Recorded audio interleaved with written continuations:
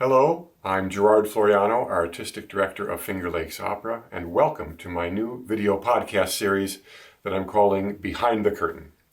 In these 4 episodes, I'll be speaking with some of Flow's stage directors from past and present with the aim of giving you a peek into the creative process. You'll get a glimpse of their careers and how they go about the fascinating process of bringing an opera from the rehearsal room to the stage.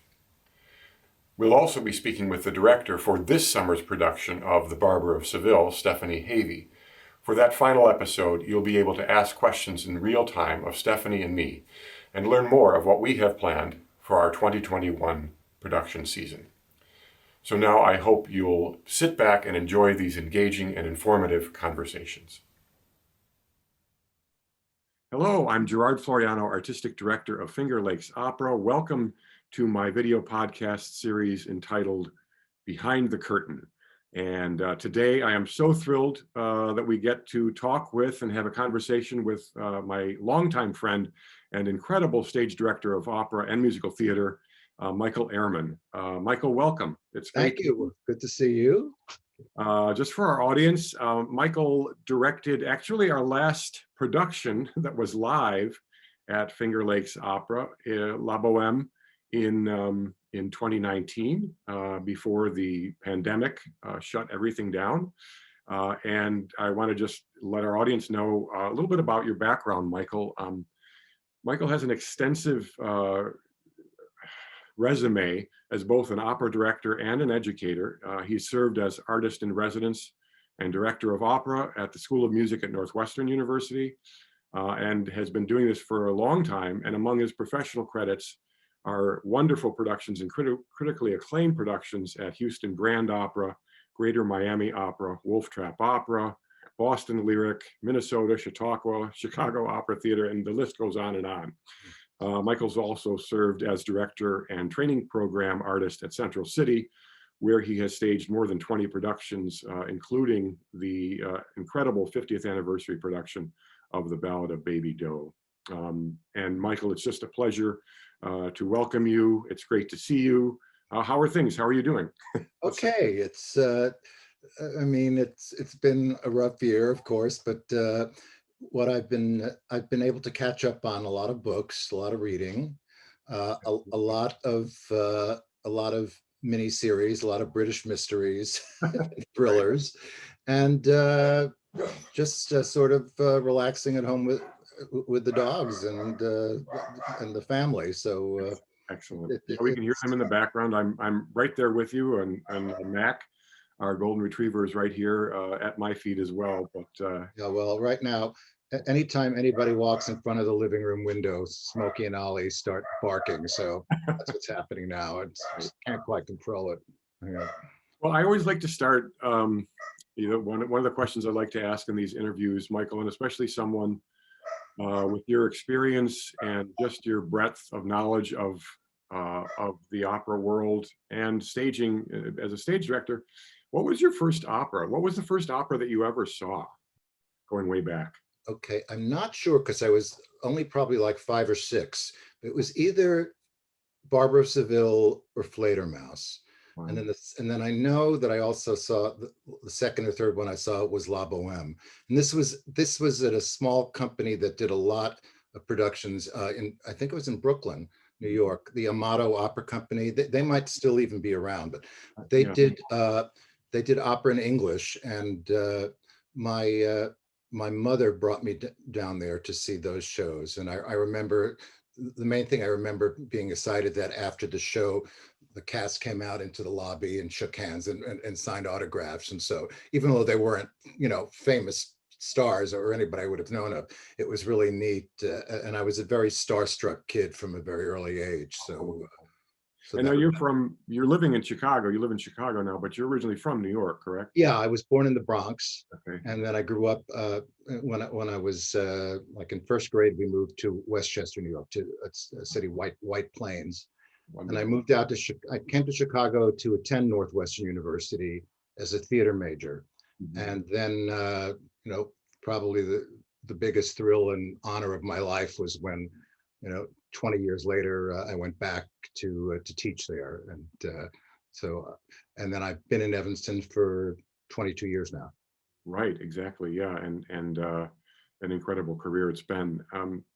So you saw your first opera. When did you think and you might be interested in making a career of this? And how did you get started as a stage director? Okay, I didn't realize that I wanted to direct opera till I was in college. Uh-huh. So, in fact, when I was a kid, maybe because it just wasn't cool to like opera. I was growing up when when the Beatles were coming out, and the Monkees and the Rolling Stones, and so Sure. opera wasn't cool when you were a grade school student back in the 60s. Uh, and because I remember going, our sixth grade music class took a class trip to the new Metropolitan Opera, which when Lincoln Center opened, and we went to see the Magic Flute. And I remember I was bored, and my friends and I snuck out at intermission. We snuck out, and we didn't come back to watch the rest of it. And years later, I found that I still had the program from it, and the cast that I saw was amazing. It was just, they were people that were, that anybody that loved opera would have been excited to see, and I had no appreciation of it at all. So I was hooked on Broadway musicals. That was, and I wanted to be a performer or direct musicals. Yeah, interesting. That's we just had a conversation with Gary John LaRosa, who kind of said something very similar. He directed Fledermaus for us just before you and I worked together on Bohème. But it's interesting how a lot of directors, I think, and a lot of opera directors, kind of have a strong interest and love for musical theater. Yeah, well, it's certainly more accessible when you're a young person, and both musically and dramatically, in terms of the text and the stories and stuff, until you learn how to appreciate opera. And I mean, when I was 6, my father took me to see one of his favorite shows on Broadway, The Music Man. Oh.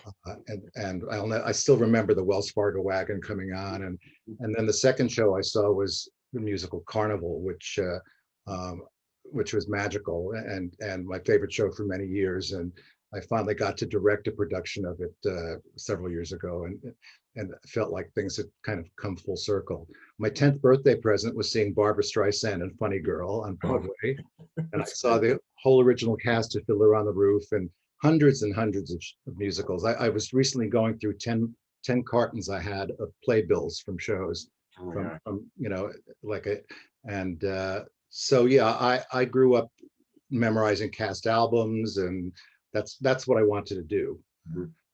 And then in college, opera, well, what happened was, when I got to college, I started getting exposed to other students that I lived with in the dorms and stuff, that were studying classical music also, that they sang Broadway, but they also were studying opera. And so sometimes I used to play piano. Sometimes for an audition, they have an audition, they'd say, could you play this aria for me? And then I would discover a little bit about the aria.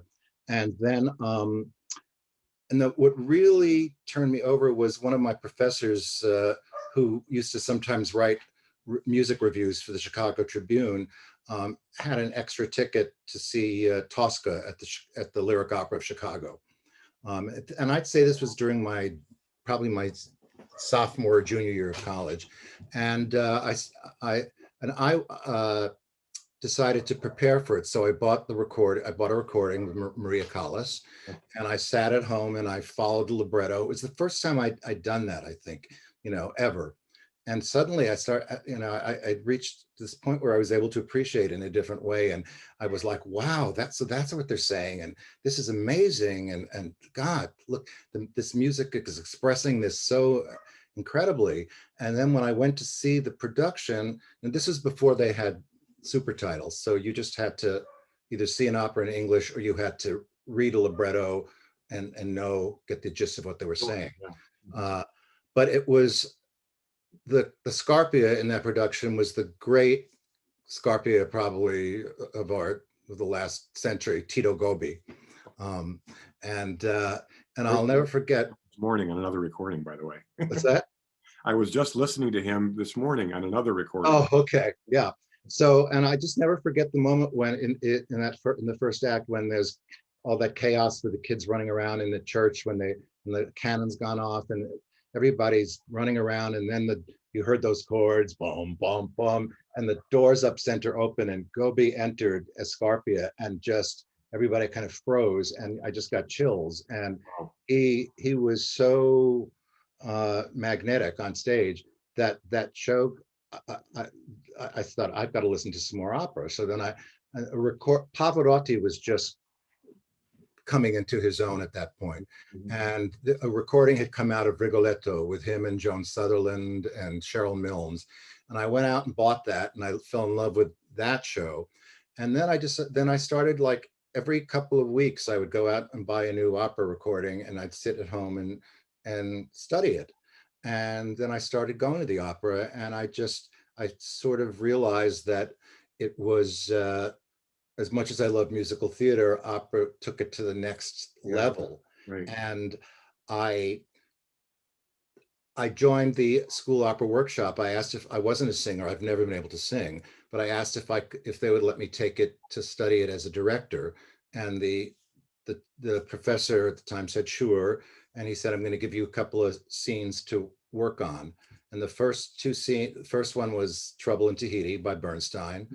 And then the second one was Bohème. And I directed the Act 3 quartet from Bohème. And then the teacher said, you have, I like what you're doing with this. You're doing some things I've never seen before, and I think you might have a affinity for this. So I continued to study with that in that opera workshop, and then 20 years later, I was running it, which, as I said, was for me, the feeling that I really accomplished something. You arrived, you completely arrived, well, in working with you over the years, as I have, we've worked together a lot over the years, and I can, attest to the fact that your background in musical theater shines through in a very good way, because your style of directing is, first of all, very natural, but it also elicits out of the performers a real,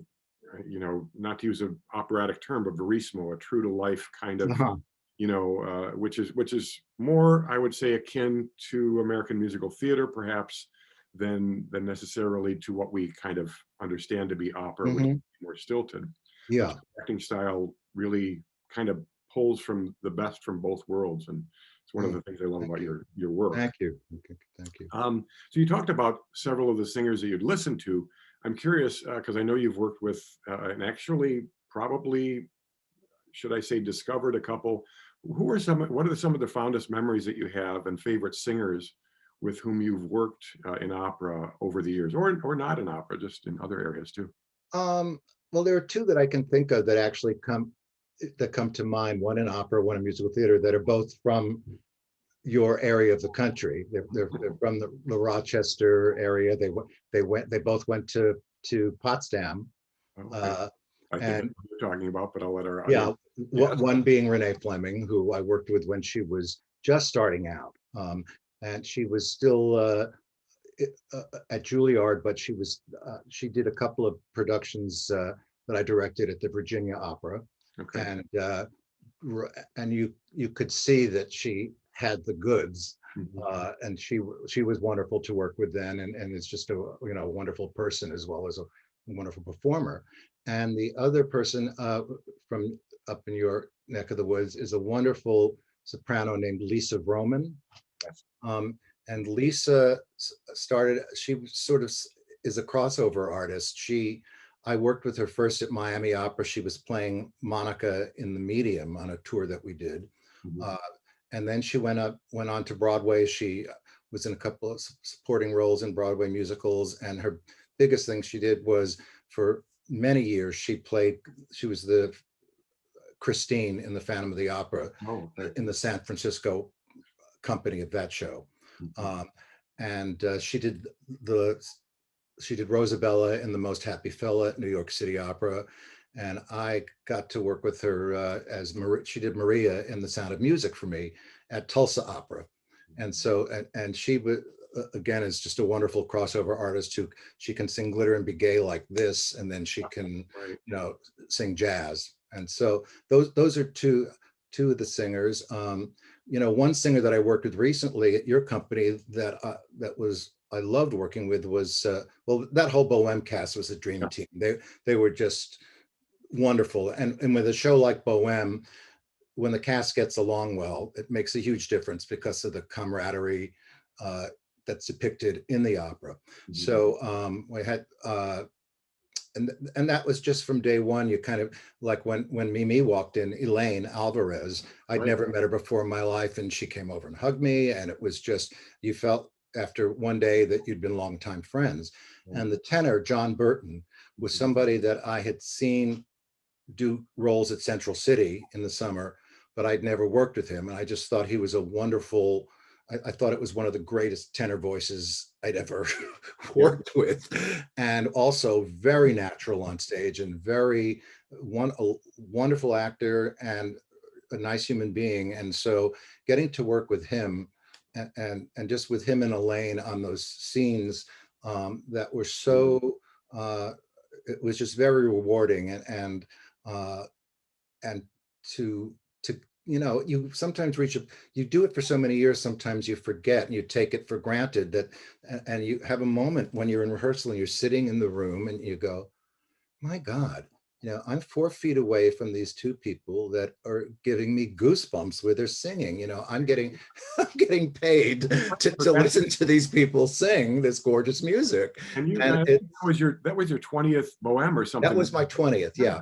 So not like it was a fresh piece. I mean, it was a new piece to you. Well, yeah, I had taken a 5-year moratorium on bohèmes because there was one year when I did 3 or 4, and I just thought, I need a little break so I can come back to it. That was truly that was a special cast, and I'll give you credit for this too. We had lost actually our Rodolfo a couple months before that bohème, and I asked you, I said, who do you recommend? And you said John Burton, and we got in touch with him. Yeah. We quickly got in touch with him. He was able to do the performance, and just all these things tend to work out. When something happens, something else happens. Yeah. Which kind of it was almost meant to be, and that was such a special cast and such a special production. Yeah, and interesting for me that cast and the way it was cast sort of exemplified for me the small world of opera and how everything overlaps. And when you work with one person, then suddenly it connects to so many others. And in that show, it's all these worlds coming together because, getting to work with John, and then the Musetta, Marlene Nahas, fabulous, future star to be, had been one of my apprentice artists at Central City, where she understudied and did youth performances. And so it was thrilling for me to get to see somebody that had been a young artist come in and nail this, doing this part for the first time. That was very exciting. And I was so proud of her. And the Colina, Alex Soare, had been my student at Northwestern, 5 years before. So, and suddenly I'm directing him in a professional company. So it was this convergence of talents from all these different places coming together and somehow linking up and working. Well, and that's also interesting because full disclosure for our audience, you were slated to direct the first production at Finger Lakes Opera. You probably remember this. You were going to direct Carmen. We had talked about that, and we were putting this in place. And then you got this incredible offer to return to Central City and run their young artist program, which we completely agreed you should do, and we got somebody else at that time. But also for that production of Carmen, you did recommend to us Renee Bridges, who was our Carmen, who is now completely she's the opera world. Yeah. Yes, so, she's a big star now. And again, I didn't know her very well, but I'd seen her perform. And when I met her, she was really, really lovely. So she was obviously a wonderful Carmen for us. But that's how these worlds, Yeah, and that would have been a different experience considering the last Carmen that you and I worked on together. Yes, well, yeah, that was at Brevard, and it was kind of a cursed production for a couple of reasons. It ended up being, I think, very fine production, but there were some bumps along the way. We had a couple of different singers that actually got ill singing Carmen. Yeah, and that happens. It's when somebody comes someplace and they've got allergies. There's not much you can do. I mean, it's happened at Central Cities in terms of the altitude, and it's happened at Brevard with some of the tree molds and stuff. But but I'm hoping that when you did Carmen, you didn't stab yourself in the hand with your baton So again, for our audience, the story there is on the final dress rehearsal of the performance, the conductor, a colleague of mine, Stephen Smith, was conducting, and in the last scene came up with some move with his baton and actually stabbed himself through his left forearm with his baton. But all credit to Stephen, he finished the show. Well, and what was amazing was somebody in the orchestra's mother was visiting and was watching the rehearsal, and she was a nurse, I think. Yes, right, and they got up there after. But poor Steve, it was doing this. It was a dress rehearsal, and just the night before he had conducted the planets, and right. So. Yeah. At a place like Brevard, where it's like summer stock, you're doing show on top of show on top of show on top of concert, and so how people can keep up the energy and stuff.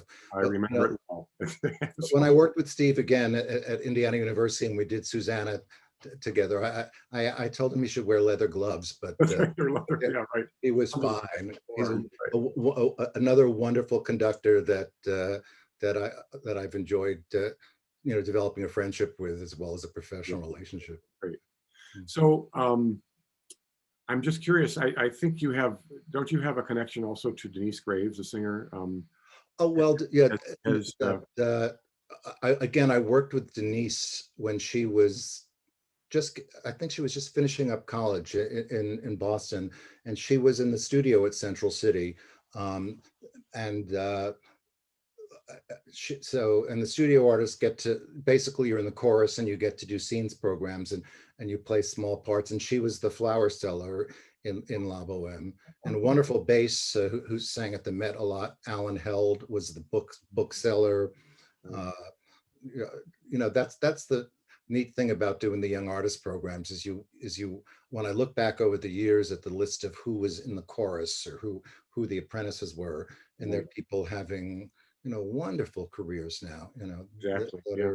and it's exciting to go back and see them perform now. Absolutely. And Finger Lakes Opera's young artist program is growing leaps and bounds. And, since you were there, although we didn't get to do anything live in 2020, we did a lot of virtual performances and had some wonderful singers, and have some terrific young singers coming to the Tomita program this summer. So I'm excited about that. Yeah.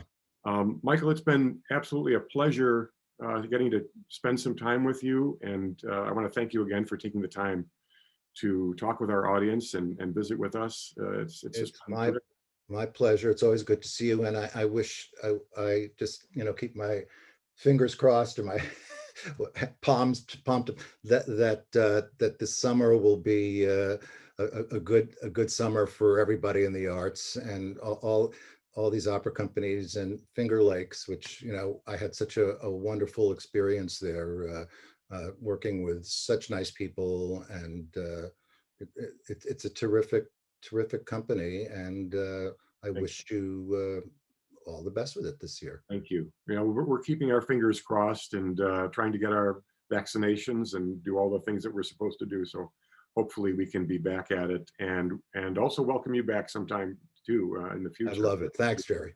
All right. Thanks, Michael.